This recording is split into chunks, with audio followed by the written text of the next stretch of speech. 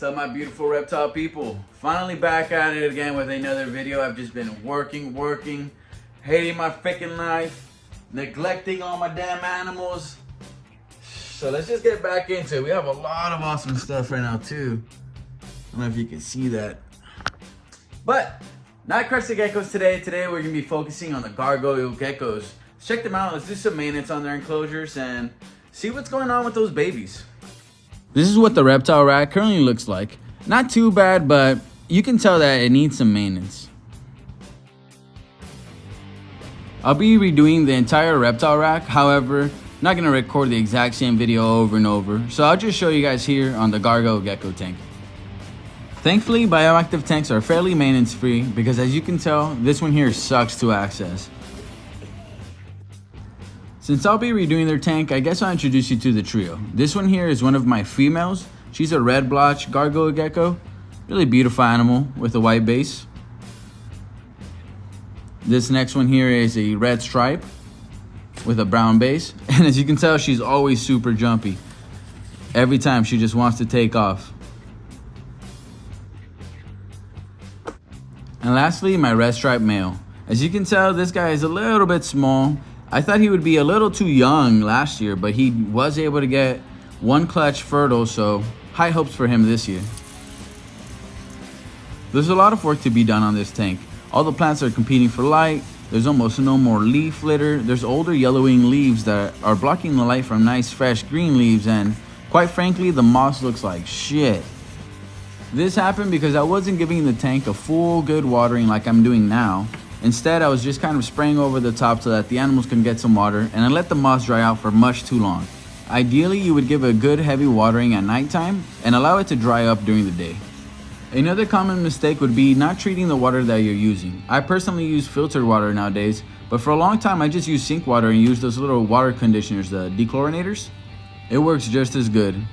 I mean, if you really think about it, fish are a lot more sensitive to water parameters than our reptiles. So if it's safe for a fish, it's gonna be safe for your reptile.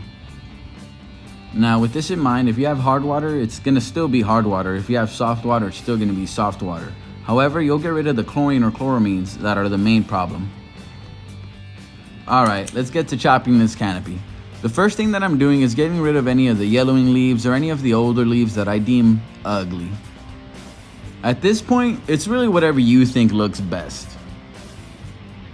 Now, there are a couple things that you can do that will make your tank look a little bit more natural. For example, if you want to chop off this leaf here, you would either cut it right at the base here or just pluck it off with your fingers like so that you avoid the little cut mark. Another thing that I like to do is when things look just a little bit awkward to me, like this long pothos vine, I just leave it until the end. You never know, you can maybe chop it off, use it for another enclosure, or replant it in the same enclosure somewhere where it needs a little bit more foliage. As you can tell, I just put it to the back of the wood, and right there it looks amazing. I mean, looks good to me, and that's really all that matters, right? Unlike that moss that looked like absolute shit. So I went out, bought some new moss, some sheep moss. This is actually completely natural, it's just dormant at the moment. I'll give it some water, it'll come back to life and look absolutely amazing. As you can tell, even now, it's already just night and day from left to right. I highly recommend it. It transitions better and doesn't come with any hitchhikers. I'm also adding a little Fittonia here to the left corner, which I felt was kind of lacking. I've heard a lot of good things about Fittonias in the hobby. This is actually going to be my first time trying it, so let's hope it does good in here. Smaller plants like this usually get crushed in bigger gecko tanks, but you never know. Maybe it'll do good. At the end of the day, these tanks are for my animals, and if the plant survives, it stays. If not, then I really don't buy it again. I like easy plant care, man. Easy plant care. This pothos leaf here looked terrible, so ripped it on out. I also threw the dead moss behind the cork bark hides in order to keep the humidity up, as well as that leaf litter that I had cut just earlier. This humidity pocket is extremely important. It helps the animals shed well, and 8 out of 10 times it's also where they lay their eggs. Lastly, I'll be throwing in a fresh layer of leaf litter, which acts as a mulch, but more importantly, it's isopod food. Trust me, you want to feed those guys heavy or they'll just start eating up all of your moss. With that in mind, I found some fish food in this turtle container for some reason, which I'm going to use to give a little extra food to the isopods. It's cheaper than your branded isopod food, and they definitely love it, but it's also not as good. I would also add a calcium block just out of them at the moment. And just a small pinch all around the leaf litter so it doesn't get moldy. Now why the fuck do you keep beeping, huh? Your fucking light is green, you little hoe bag. Shut up, bitch! Anyway, as I was saying, just a small pinch goes a long way. I always put it right by the cork bark because that's where the isopods love to hang out. Surely enough, if we pull out this cork bark here, we'll be able to see quite a few isopods. As you can tell, the little orange one is already even eating. This little baby running across the screen. They're just all over the place because they also use this humidity pockets just like our reptiles use. And I mean, well, if you could eat your house, I guess that's pretty chill. Oh, and I also added in some seed pods and pine cones. These here break down a little bit slower than leaves. The isopods will eat it, but overall, they just bring that good forest floor vibe to your enclosure. If you guys have a suggestion for a good hardy tropical plant, please let me know down in the comments. And here we have it. After a good long day of work, the reptile rack is finally done. I think it looks amazing. Definitely more enjoyable to myself, as well as I'm sure to the animals.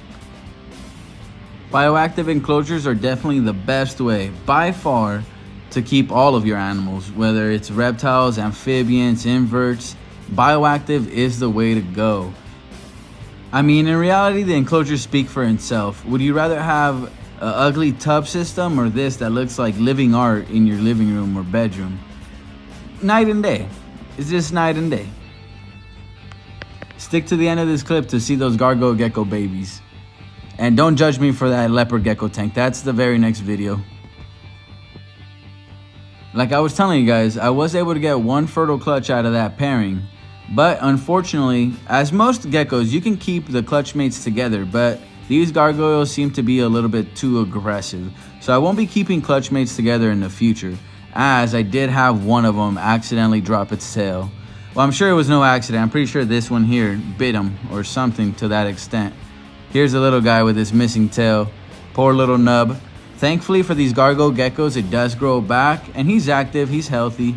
He's gonna do just fine. I thought I would show you guys a close-up of the nub, and then just saw all these little eyeballs staring at me. Got two little babies over here.